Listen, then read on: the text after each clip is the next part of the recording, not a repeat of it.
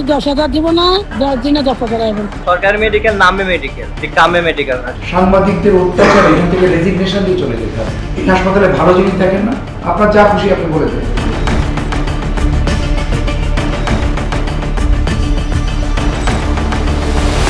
প্রথমে একটি wheel chair কিনতে হবে, তারপর নেতার হাতে গুজে দিতে হবে 10,000 টাকা। ব্যাস, যে কেউ বনে যেতে পারবে ঢাকা মেডিকেল কলেজ হাসপাতালের অলিখিত কর্মী। এরপর থেকে ওই হুইল চেয়ারে রোগী তুললেই টিপস দিতে হবে 200 থেকে 500 টাকা। হাসপাতালের কেউ না হলেও তারা বীর দর্পে ঘুরে বেড়ান এক ওয়ার্ড থেকে অন্য ওয়ার্ডে। রোগীকে এক প্রকার জোর করেই তুলে নেন নিজের হুইল চেয়ারে। এভাবে নেতার হাতে গুজে দেওয়া টাকা তুলে ফেলেন মাত্র 8 থেকে 10 দিনেই।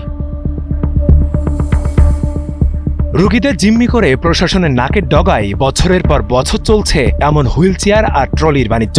বকশিসের নামে পকেট কাটা হচ্ছে রোগীর স্বজনদের, অথচ সরকারি হাসপাতালে হুইল চেয়ার দিয়ে রোগী বহনের সেবাটি সম্পূর্ণ ফ্রি। রমরমা হুইল চেয়ার বাণিজ্যের পেছনে কারা, সেই প্রশ্নের উত্তর খুঁজতে আমরা অনুসরণ করতে শুরু করি চক্রের সঙ্গে জড়িত এক নারীকে। ঢাকা মেডিকেলে তিনি জীবন খালা নামে পরিচিত। হাসপাতালের নিয়মনীতি বা সিরিয়ালে তোয়াক্কা না করে এক রুম থেকে অন্য রুমে তার ছুটে চলা দেখে মনে হওয়ার কোনো সুযোগ নেই যে তিনি এই হাসপাতালের কেউ নন। আমরা কি ছিলাম, আমরা দেখছিলাম 15,000 টাকা, অনেক 10,000 টাকা নিচে টাকা পান। 10,000 প্রতিদিন কি টাকা দেওয়া লাগবে? এই 10,000 দিব না, যদি হ্যাঁ নিয়ম মতন কাজ করে 10 দিনে 10,000 আসবেন। ভাই নাম্বারটা দিবেন, ওই যে ভাইয়ের মাধ্যমে আপনারা কাজ করেন। নেতা সমস্যা তো নাই, আমরা সামনে লিয়ে যাবো, তার কাছে বিজাম তো কম ঘরে করবো, কাছে লিয়ে যাবো, আর একটা মুখে টাকা দেবেন, খুব আলাদা কাজ করা, মানে এর নাম পাওয়া যাবে। আচ্ছা, বুঝতে পারছি। এর নাম জীবনও করবো। নিজের হুইল চেয়ার দিয়ে ব্যাপক দাপট দেখান জীবন খালা। এক্স রে রুমের সামনে দীর্ঘ সিরিয়াল পাত্তা না দিয়ে ভেতরে ঢুকে গেল তার রোগী নিয়ে, অথচ কক্ষের সামনেই স্ট্রেচারে শুয়ে যন্ত্রণায় কাতরাচ্ছিল আলিফ। খোঁজ নিয়ে জানা যায় কর্তব্যরত আনসার সদস্যকে আগেই ম্যানেজ করে ফেলেছেন জীবন খালা। না আপা, আপনাদের কয় টাকা চাইছে? ওই স্টেশন নিয়ে যাচ্ছেন, যিনি উনি টাকা তো দেওয়া লাগবে না। উনি সহজ করে দিচ্ছে, দ্রুত হচ্ছে ঢুকতে পারতেছেন, কাজ শেষ করে বলতে পারতেছেন। না, উনি জাস্ট ট্রলি নিচ্ছে। ভাই, টাকা পয়সা ওনাদের বেশি না, এই সব আছে। ওনারা জাস্ট ছোটোখাটো একটা কাজ করেন। ছেলেটার এই অবস্থা, বাবু আসেনি, শুধু মামা, ওটা মামা। মামা জীবন ইসলাম 2 মাস আগেই আলিফকে নিয়ে ঢাকা মেডিকেলে ভর্তি হয়েছিল। তখনও তিনি পড়েছিলেন হুইল চেয়ার বাণিজ্যের বকশিসের কবলে। রাগারাগি পর্যন্ত প্রথমে বললো যে 200-300 টাকা দিলেই হবে। আবার ট্রলিওয়ালাই বললো আমাকে 500 টাকা দেন। আবার ট্রলিওয়ালা বললো যে আমার 500 টাকা হবে না। এখন তো 500 টাকা হবে না, আপনি তো 500 টাকা চাইলেন, আপনি 500 টাকা হবে না কেন?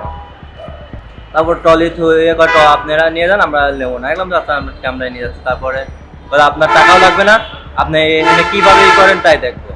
আপনাকে হুমকি দিল? হ্যাঁ, আমি কিভাবে করেন, আচ্ছা ঠিক আছে আপনি এই করেন। আচ্ছা 500 টাকা নিলাম না, তখন 600 টাকা বাই করে দিলাম। তারপর ট্রলি নিয়ে চলে গেলাম। রোগীদের জিম্মি করে হুইল চেয়ার বাণিজ্য কিভাবে চলছে বিষয়টি জানতে ঢাকা মেডিকেল কলেজ হাসপাতালের পরিচালকের সাথে কথা বলতে গেলে ক্যামেরার সামনে কথা বলতে অস্বীকার করেন তিনি। ক্যামেরা ছাড়াই এক পর্যায়ে প্রতিবেদকের সঙ্গে কথা বলতে গিয়ে মেজাজ হারিয়ে ফেলেন। কেন নেগেটিভ নিউজ করার জন্য আমাদের কাছে আসে প্রতিনিয়ত? আপনার যা খুশি আপনি বলে দেন। বিষয়টা এমন না, বিষয়টা হচ্ছে বিষয়টা কেমন? আপনি চাইলে কথা বলতে পারেন না, বিষয়টা কেমন? প্রতিদিন একজন করে করে মানে এই একই জিনিস নিয়ে এটা কি নতুন হচ্ছে? এটা কি 1 মাস 2 মাস, বছরের পর বছর চলে আসছে। কিন্তু আমরা কি সমস্যাগুলো তুলে ধরবো না? তুলে ধরেন, আমি তো আপনাকে নিষেধ করিনি। সেক্ষেত্রে তো আপনার কাছে আমরা আসবোই। হ্যাঁ, আসেন, আপনাকে তো আসতেও নিষেধ করিনি, আপনাকে তুলে ধরতেও নিষেধ করিনি। মানে মহা মুশকিল, মানে এখান থেকে সাংবাদিকদের অত্যাচার এখান থেকে রেজিগনেশন দিয়ে চলে যেতে হবে। হ্যাঁ, এছাড়া এখানে কাজ করা যাবে না। আসলে আপনি জানেন আমার এখানে একটা প্রবলেম আছে, আপনি প্রতিদিন প্রিন্ট করতে আসেন কেন? আপনারা এই হাসপাতালে ভালো জিনিস দেখেন না, ভালো জিনিস দেখেন না? এই যে কালকে যে এই পুরস্কার দিয়েছে ঢাকা মেডিকেলকে, এটা নিয়ে তো আসেন না কখনো যে আপনারা কি ভালো কাজ করেন। প্রতিদিন একজন দুজনকে বলে আপনার ধরেন একটা সমস্যা আছে, আপনার শরীরে একটা সমস্যা আছে, আপনি প্রতিদিন ওটা নিয়ে কথা বলতে হবে। আপনি রাস্তায় বেরোলে আপনি বলে আচ্ছা আপনার এটা কেন হয়েছে, আচ্ছা আপনার ওটা কেন হয়েছে, প্রতিদিন আপনি বেরোলে 2-4 জন লোক আপনি জিজ্ঞেস করেন, আপনার কি ভালো লাগবে না খারাপ লাগবে? আমি মন্ত্রীকে বলবো আমি যে I will resign from this appointment আপনাদের অত্যাচারের জন্য। আমি বলে যাবো যে এখানে আর আর্মি থেকেও আর কোনো ইয়ে না হয়ে যায়, অপমান করে এখানে চাকরি করা। সরকারি হাসপাতালগুলো চলে জনগণের ভ্যাট ট্যাক্সের টাকায়, অথচ চিকিৎসার জন্য সাধারণ রোগীরা পদে পদে সিন্ডিকেটের খপ্পরে পড়ে আর্থিকভাবে নিঃস্ব হচ্ছেন। রোগীদের স্বজনদের প্রশ্ন, হাসপাতালের মতো জায়গা থেকে কবে দূর হবে এমন সিন্ডিকেট? ফেরদৌস সাগর, সময়ের আলো, ঢাকা।